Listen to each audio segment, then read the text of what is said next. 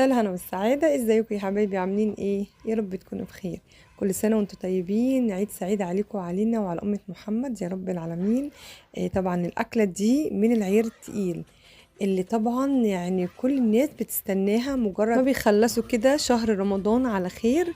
مفيش حد ما بياكلهاش، بجد أكلة جميلة جدا جدا، بجد تحفة، وتلات أرباع الشعب بيحبها وبيموت فيها. هنعمل مع بعض النهاردة الفسيخ، وهنعمل مع بعض الرنجة والسردين، وكمان هنعمل مع بعض البطروخ كده بطريقة حلوة. وهنقلي بقى شوية بطاطس كده جنب شوية سلطة كده، طماطم وخيار وفلفل.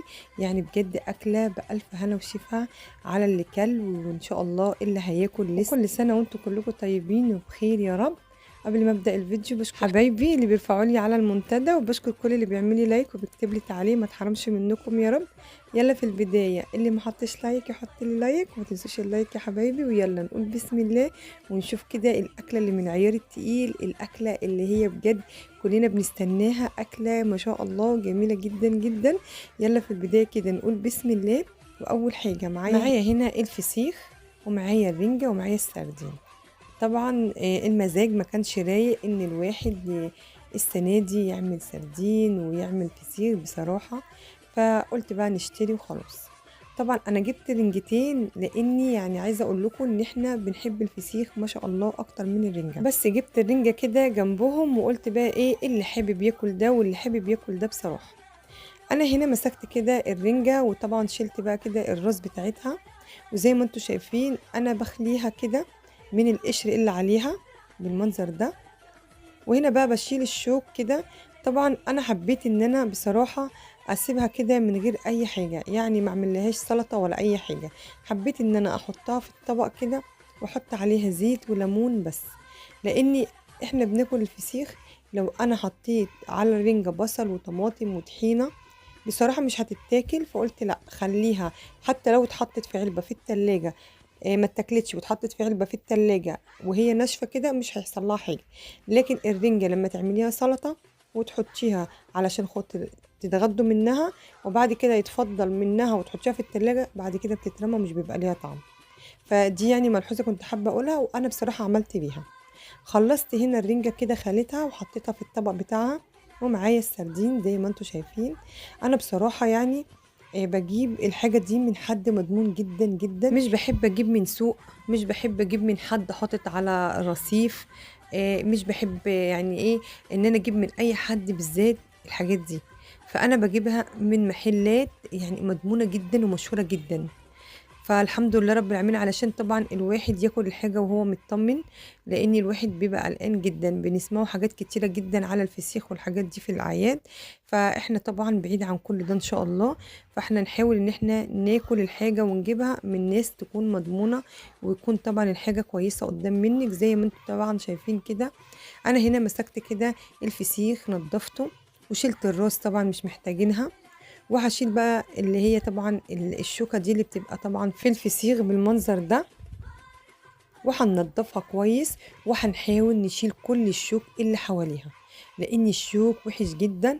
الشوكة بتبقى كبيرة كده وتحسوا ان هي يعني مش هتعرفي تاكلي، والشوك ده طبعا بيكون موجود فيها. فانا بشيل الشوك خالص وبسيبها زي ما انتم شايفين.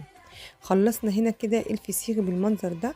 وهنا جبت بقى البطروخ ومسكته كده هرسته، حطيت عليه معلقتين 3 طحينة، وبعد كده عصرت زي ما انتم شايفين كده ليمون.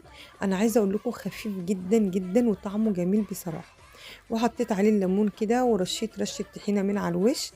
وزي ما انتم شايفين ما شاء الله اللهم بارك، خلصنا الغدا بتاع اول يوم العيد على خير ما شاء الله. قليت طبعا انا البطاطس علشان ما اطولش الفيديو عليكم. وزي ما انتم شايفين كده شويه بصل اخضر بقى كده. يعني بجد اكله اللهم بارك، بالف هنا وشفا على اللي اكلها، وبألف هنا وشفا على اللي لسه هياكلها. طبعا اكتر الناس بتاكل الاكله دي في الايام العاديه، لكن في العيد تحسوا ان هي ليها طعم تاني. طبعا العيد بتاع المناسبات، بتاع الخروجات، بتاع ان انتي تجيبي الفسيخ والرنجة والسردين وتجيبي الحاجات الحلوة. بصراحة يعني عايزة اقول لكم ان انا برضو مزاجي ما كانش رايق ان انا اصور الشقة. بعد ما خلصتها انا متعوده معاكم كل سنه ان انا بصور الشقه بعد ما افرشها، وبصور طبعا الحاجات الحلوه بقى اللي هي لازمه طبعا ايام العيد والتسالي والحاجات ديت. لكن والله الحمد لله الحمد لله الواحد تحس ان هو ملوش مزاج ان هو يعمل حاجه خالص. يعني انا حبيت ان انا اصور معاكم الفيديو دوت، لاني يعني لقيت نفسي ان انا كمان مش عارفه اصور اي حاجه تانية، فقلت لا انا هصور الغدا بتاعي النهارده. بالمناسبه انا عايزه اقول لكم ان الرغيف الصغير ده كان ب2 جنيه. انا والله بجد اتصدمت يعني. انا ما بشتريش العيش دوت الا قليل، فلما اروح اشتريه النهارده الاقي العيش الرغيف الصغير ده ب2 جنيه. رغيف صغير خالص ما فيهوش. فهنقول ايه الحمد لله على كل حال، نحمد ربنا ونشكر فضله. بس طبعا هي الاكله دي مش عايزه الصراحه الا العيش بالرده، مش عايزه اي عيش، يعني مش هينفع العيش البلدي او المفروض. بصراحه هي الاكله دي عايزه العيش دوت بيكون طعمه حلو، ومع الاكله دي بيكون له طعم تاني. هنا بقى حبيت كده ان انا ايه اجرب معاكم حته كده من الفسيخ مع البطاطس والفلفل، بجد طعمه تحفه جدا. كمان انا جايبه الفسيخ عادب بقى، يعني ما بحبش بصراحه الحادق ولا انا ولا ولادي، فبنحب ان احنا نجيبه عادب. فكان طعمه اللهم بارك جميل جدا جدا ما شاء الله. وزي ما انتم شايفين، وده بيكون فيديو النهارده، فيديو سهل وبسيط. يا رب فيديو النهارده يعجبكم، اشوفكم في فيديو جديد ووصفه جديده، والسلام عليكم ورحمه الله وبركاته.